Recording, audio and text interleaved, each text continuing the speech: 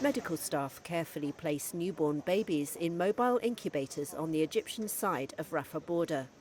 They were born in Gaza's Al-Shifa hospital, which was seized by Israeli forces last week. A first group of 28 premature babies was evacuated on Monday and taken for urgent treatment.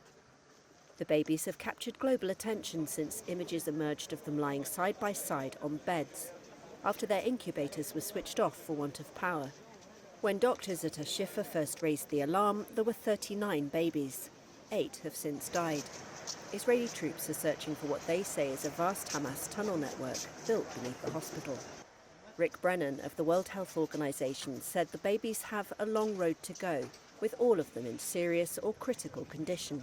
We're cautiously optimistic they will do well, but we have to watch them very, very, very closely. They can still develop further complications and deteriorate acutely.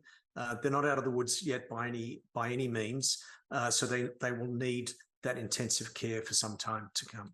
قبل 10 أيام طفلتي خرجت عن الأكسجين. Lubna Assaik's baby daughter was recovering from respiratory problems when the hospital came under siege. But during these 10 days, when the hospital was surrounded, there was no milk and she kept getting worse. She was back to zero, to living on oxygen again. And her situation was the worst out of all the babies. The WHO also condemned a deadly assault on Gaza's Indonesian hospital. The complex was encircled by Israeli tanks on Monday. Reuters verified the location, but not the date of this footage. Like all other health facilities in Gaza's north, the Indonesian hospital has largely ceased operations, but is still sheltering patients, staff and displaced residents. Israel said it was responding to fire from inside. Meanwhile, at Nasser Hospital in Khan Yunis in the south, more children are brought in, injured in a nearby Israeli strike.